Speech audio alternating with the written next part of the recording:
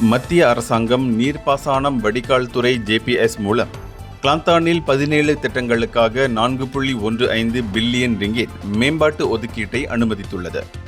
வெள்ளத் தணிப்பு திட்டங்கள் RTBக்கு முன்னுரிமை அளிக்கப்பட்டுள்ளதாக கிளாந்தான் மந்திரி பசார் டத்தோ முகமது நசீருடீன் தாவூத் ஆகஸ்ட் 13, 2025 அன்று கோத்தாபாருவில் நடைபெற்ற JPSஇன் மூத்த மேலாளர்கள் மாவட்ட பொறியாளர்கள் மாநாட்டில் பேசும்போது இதனை தெரிவித்தார்.